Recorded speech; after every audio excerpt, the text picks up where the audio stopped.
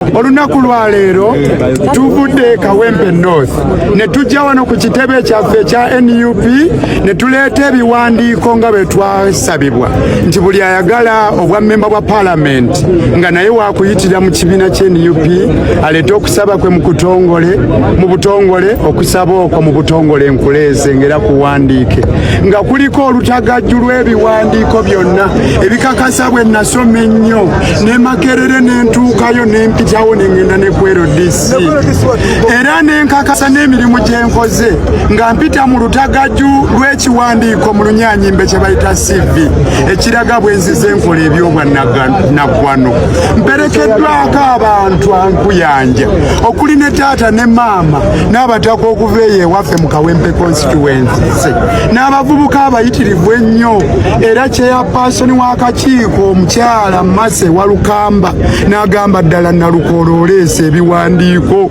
awatali kugamba enduulu netta na bwe kityo abantu b'e Kawempe North muninde nga bwe mumpulidde ebbanga lyonna nga nkola emirimu gy'ensonga nga nnwanirira obwenkanya n'eddembe ly'obuntu enfuga ennungi enfuga egoberera amateeka enkulaakulana obumu enkulaakulana y'abantu abavubuka okulaba nga tuzuula ebitone byabwe okulongoosa embeera mwe tusula eyo ey'emigotteko okukaayanira enguudo ennungi okukaayanira obujjanjabi obulungi okukaayanira ebyenjigiriza ebisaanidde okulaba nga abavubuka abafu abatalina mirimu ate nga tebaweeka mirimu batuuka mu ddala eri abo abakugu abasaanye okufuna emirimu nga tebakoma kubeera abo abanoonya emirimu wabula nga nabo bennyini basobola okutandika emirimu obwo bwe bumu ku buvunaanyizibwa bwe tulina ate nga seerabidde nti obuvunaanyizibwa obukulu obwa memba wa Parliament busangibwa mu kawaayirako 79 okukola amateeka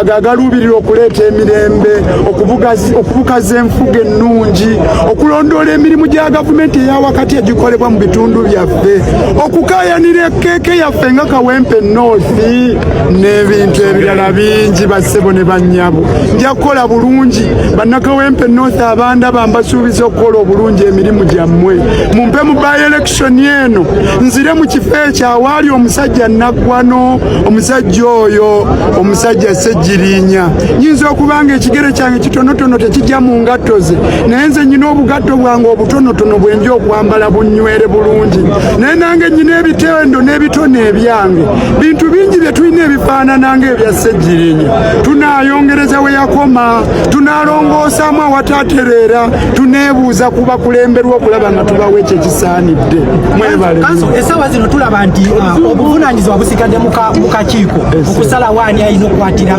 NUP bendera singa kijja omukisa ne gubeera ku muntu omulala oli mwetegefu okugenda n'ekya kakiiko kikana bakasaze ewulira ono omusajja atalowoozanga ku nsonga y'ekkonkome singa ekkonkome libanga oli wadditungira empale omukira gwalyo n'oguteeka wa kyosooka okulowoozaako laba namungi w'omuntu okuva mu Kawempe North eyeeyiye wano laba obukugu n'obumanyi Nalukoola byalina ddala entengereze bannanga akakiiko kaba kazijjeewa naye kyokka ate era Nalukoola NUP agoberera enkola eya demokurasiya engeri ennungi eyitibwamu mu bukulembeze lwaki yali badde atandika okukyusa gooloposi ng'obudde butuuse naye ani atalaba byewandiikiddwa ku bire waggulu bangi abavuddeyo abaagala naye era Nalukoola bannange yasinga okwaka bwe ziba munyeenye Nalukoola yasinga okutemagana gwomu ku beesimbyewo manja okukakasa eggwanga ku nsonga y'okusasula kaadi ebize byogerwa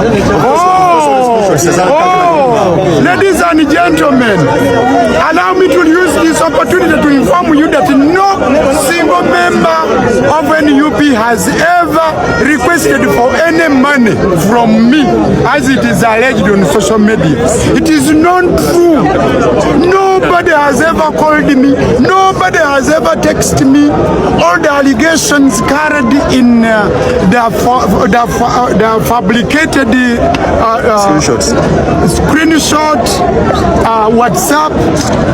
Indeed, I have never communicated with Chairman Nyanzi through WhatsApp, and that is not my handwriting. I have never communicated to him whatsoever. Nobody has ever requested money from me to give me a ticket of NUP. Nobody. Tewali yali ansabyeko ku sente yonna mbuno muwe sente mbu nsobole okufuna tiketi y'NUP. Boogera bijweteke byanjwanjwa oyo kalebule bagala okunyambaza nnyini eddiba ly'embuzi bandiise emisege balimba nze teri yali ansabyeko ku sente ekirala sinyumyangako na Chairman Nyanzi ku WhatsApp nga bwe babijweteka teri yali ansabye sente neyo handwriting eyogerwako si yange mu WhatsApp si yenze siwandiika bwentyo n'oluzungu lwange si lweru olwange lwa ddala nnyo okusinga akaawo si yefe abaayogere. This is also an opportunity to talk about your past connections with DP and also the belief that you are not connected to the ground with the foot soldiers. I think it's a point as well to talk about those two as well, those pictures that are painted of you. But now, haven't you seen? I think it was very clear. I've said that in law we have a principle called Recipsa Loquita. Facts speak for themselves. You've been with us from Mbogo to here. Haven't you seen foot soldiers? Haven't you seen them welcoming us? Haven't you enjoyed the warm welcome from the foot soldiers? Haven't you heard from the people on the ground? And went I there? What are you talking about, my brother? And then, when you are talking about Democratic Party, it's true. I've been a member of Democratic Party. I have served it to the rank of National Legal Advisor. But last year, I resigned. I left the Democratic Party. I'm a member of NUP.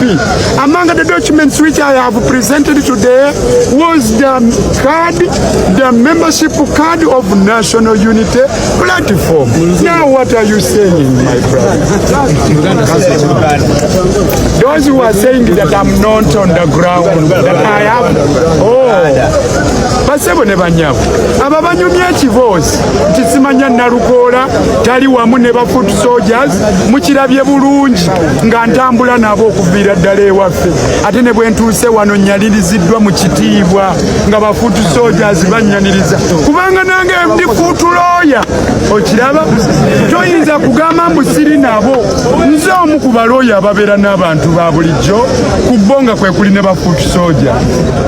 Ekyokubiri kyerambise bulungi nti nze navadda mu Democratic Party ebimu ku byenjolesezaayo olwaleero chairperson byasinziddeko gamba nti ddala nnyina ebisaanizo ebadde kaadi y'NUP nayingira dde omwaka guli nensala okuva mu Democratic Party sikyaliwo eyo sebo kale nabwe kityo oyo anyumye ebya Democratic Party kunze alimba navaayo dda newankubadde gye nali ekirala bwe wabaayo wa Democratic Party yasiiwuuka empisa nze maama w'oyo si ye maama wange nze ndi Nalukoola ndi mulala buli ccupa etuula ku ntobo yaayo temumpaayiriza olw'ebikolobero ebyakolebwa abantu abalala nze ndi wa NUP ate ne bwe nali mu Democratic Party nali wa mpisa nnungi nakolanga bulungi emirimu gyange okutuusa Nobert Mawule yameteka ku Democratic Party ttoomi n'agamba nti ekibiina kyaffe nga tewali we tutudde wonna nti kikoze endagaano ne General Museveni